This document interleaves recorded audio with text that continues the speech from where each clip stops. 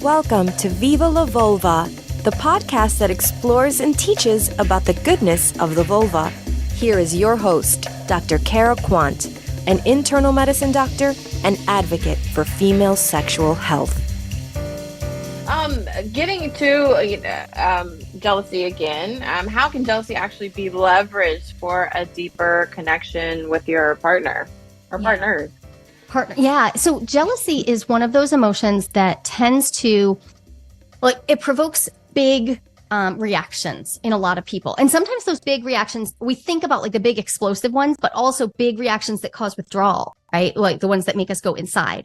Mm-hmm. But if we're able to expose our experience of jealousy to our partners, then we have the opportunity to help them understand us better. Like that is basically, if you think through the trajectory I laid out for jealousy at the beginning, it is a view, it's a window back into your pre-verbal experience of being a person, right? It's a window into your attachment wounds and your softness and your vulnerability and your fears and your hopes. That's an amazing gift. Now, it doesn't feel like a gift if it's coming in the form of accusations or if it's coming in the form of like threats or demands for behavior to be changed. For instance, I'll frequently see people who voice their jealousy by saying, my partner's not allowed to spend any time alone with people of another gender, or my partner's not allowed to do X, Y, and Z. And they just state it categorically, like they just say it. There's no discussion. There's no negotiation about this is normal. And that's the way we typically share about jealousy. And I would say, if you want jealousy to be about deepening your intimacy, then what you want to do is be vulnerable and say, when you are with people of a gender that I know you're attracted to, I get scared. And here's how this scared feels for me. Here's how it looks. And then together you can work on, well, what might help that scared feeling? Because oftentimes it's not actually about controlling who your partners are with, because that control then feels like gripping, right? It's like we're trying to hold so tight to feel safe, when often the best answer is to instead ask for reassurance, make really clear relationship agreements about, hey, if you do have feelings for someone, I want to know about it right away so that we can get to counseling, so that we can deal with this, because people have feelings, people get lusty, stuff happens. Let's make that normal. And so those conversations, if we normalize the conversations, it just changes the way we can be vulnerable to our partners about this emotion that has so much wisdom for us, but most of us try to hide or ignore or kill. And it's not going anywhere. It's an archetypal emotion. It's not going anywhere. Yeah. And I have heard that in many situations and relationships and other, friends of mine, relationships of it's a statement. It's like, you're not going to hang out with opposite sex, or you're not going to hang out with this particular person, or you're not going to talk on the phone with this person. It's a statement. And I like that you're saying that, it's to rephrase it in a different way. To bring I statements into the communication, rather than this is a statement and that's the way it's going to be. Right. And a lot of times this is where we can get into that pernicious boundaries conversation that is just everywhere right now, thanks to Jonah Hill, about people will say, I'm setting a boundary for you. That's not actually how boundaries work. You may say, hey, if my partner consistently doesn't show up and is late for all of our dinners, and then, is texting on those dinners, and I find out that they're texting with people that they are attracted to, yeah, you absolutely should set a boundary around being treated that way. But just stating how your partner should behave so that you don't ever bump up against feelings of discomfort, it doesn't actually lead down the path of deeper intimacy. Yeah. And discomfort isn't actually the enemy here either. We can be uncomfortable, and then our partner can help us find our center again. And that's luscious. Yeah. But I feel like, even for myself, sometimes the discomfort is so discomforting that it's I don't even want to address it, because what's, is there another side? Is it just I'm going to stay in the discomfort? Right. But it sounds like there is another side to it. There is a, like moving through the Right. emotion. Exactly. It's so every emotion is just like childbirth. And if you've given birth, then like there is nothing to do but give birth. There is no option to not, right? Like once you are pregnant with the emotion, right? Like you're going to have to just feel it and let it pass through. And so you can put that off. You can keep packing it away, but we know that does not work out. Like we have collected the data. We know that not feeling our feelings does not actually work. So you could avoid it, or you could freak out and you could just keep freaking out about it. But in truth, just being able to sit and feel our feelings is a huge win. And yeah, it can be uncomfortable, but how long? I've given birth several times, and how long did I want to be in an uncomfortable position? You know what? Not less time than I was. I'm feeling an emotion though. Both of my easiest births came because I gave up and I was like, I'm just going to have to feel this and push this baby through. I'm just going to have to feel it. I feel the same way about feelings and emotions that I don't want to with my partners. Like, I'm just going to have to do it. Got to go through. Yeah. There is no around. There's no around. Yeah.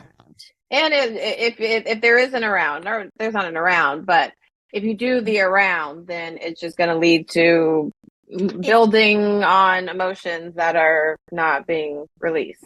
Exactly. Yeah, exactly. And you're going to start making stories about those too. Like we start building the narrative of our experience.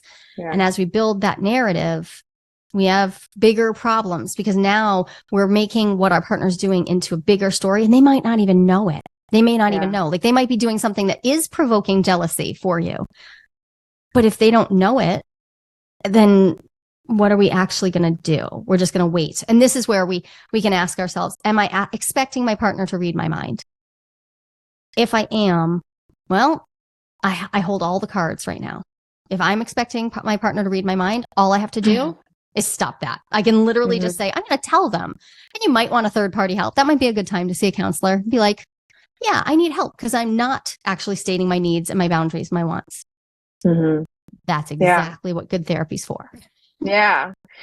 So in your research, is there anything that you found that has gotten people to get through jealousy a little bit easier?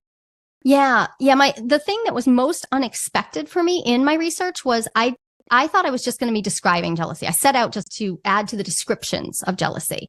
And then what happened was actually some people managed it really well.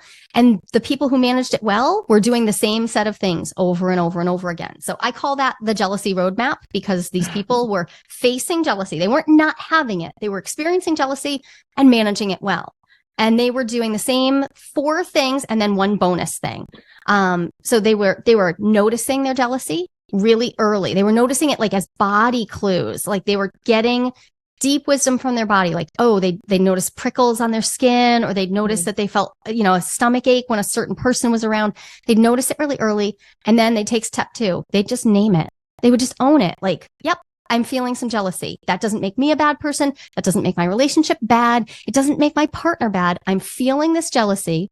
And now I'm going to unpack it and see, is my jealousy like anger flavored or sadness flavored? They just got a little more intimate with the jealousy itself without judging it and without trying to fix it too fast. And from there, we shifted into exactly the steps we've been talking about already. They made more sense out of their jealousy story. What do I think this jealousy means? So they would narrate it. Like, does jealousy mean that my relationship is on the rocks? Does jealousy mean I'm a bad person? Does jealousy mean my partner is cheating on me? What does this jealousy mean? Like, what is my idea? If they get clear on the narrative about jealousy, then now they have next steps, like right away. And some of that is just all my side of the street stuff. I don't even have to wait for my partner to do anything, which is awesome. So those first 3 steps are really all you. You notice it, you name it, you figure out the narrative of your jealousy. And then the 4th step is the one that you might want a counselor around for. It's navigating your needs, figuring out, do I actually have explicit agreements? Have I told my partner how I expect to be treated? Have I worked with them to create an environment where we can talk about these uncomfortable things?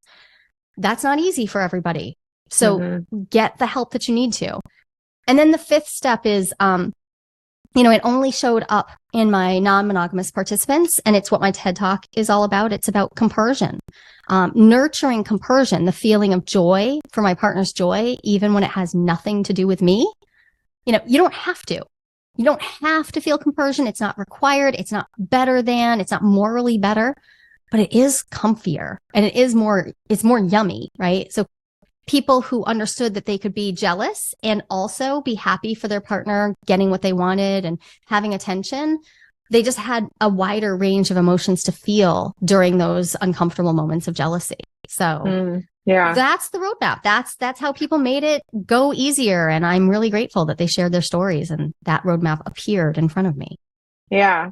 And I was going to ask about, and I feel like you've kind of answered it, but I was going to ask about, how to maintain a sense of self, just self in an open, non-monogamous relationship. And it kind of sounds like compersion and navigating the feelings of jealousy is kind of a way to have a sense of self in a relationship like that. Yeah. So it's interesting that you say it that way. My podcast, which used to be called Project Relationship, it's now called Playing with Fire. It's about individuation and non-monogamy. And the reason it is about individuation is I'm a Jungian psychologist. So I studied the work of Carl Jung and the concept of individuation, like being the most you version of you possible, continually moving toward your capital S self. And that I find that people in non-monogamous relationships often need to know that this is part of their individuation journey, like part of I'm going to maintain and actually nurture and build a separate sense of self. I am going to focus on that. But the thing is, absolutely true for people in monogamous relationships too. We can both be deeply connected. I am highly entwined with my anchor partner. I'm married, we co-parent, we own property together, highly entwined.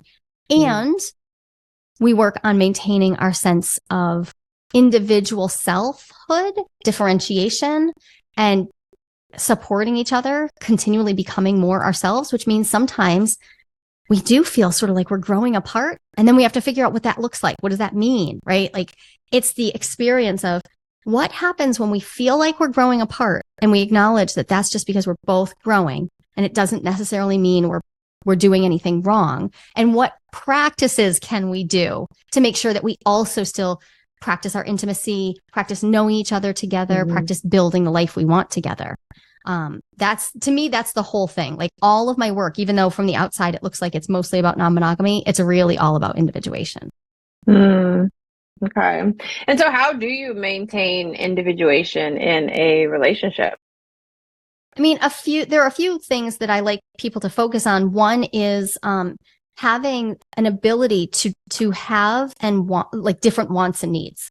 Really, and this sounds really, really simple, but the number of people who come into my work, and usually in about somewhere around week 3 or 4, I have them do an exercise about identifying their needs, wants, and desires. The number of people who get stuck on that exercise and just they cannot name their needs. And one of the things that gets said frequently and often by women who were trained to be people pleasers, is I don't really believe I get to have needs. I don't think I do. My needs should always take my partner into account. Always. Yeah.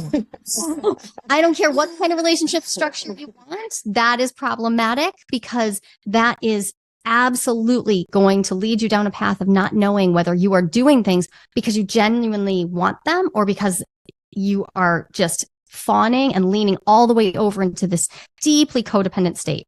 And I know I was raised by codependent parents who were proud of their codependence. So they called it out. I knew that word by the time I was 8 years old. They loved it. And if you choose that route, you get to, but it will be really, really easy to lose your sense of self.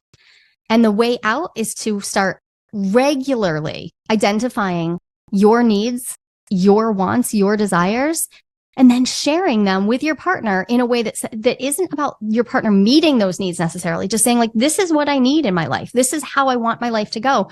And then you can collaboratively work on like, how can we support each other in having our needs met? And this could be about like supporting each other to have enough time, access to time, resources, energy to do the things and have the things we want.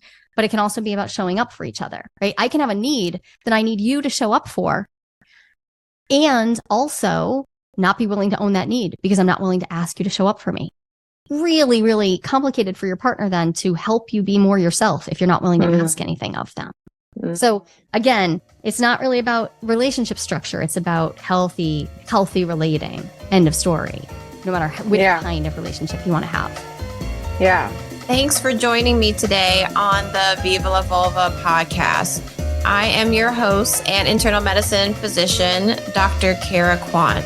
If you like this podcast, please let others know and subscribe. Also, if you want to hear more information about what's happening with Viva La Vulva, hop over to our website at vivalavulvala.la.org and sign up for our newsletter.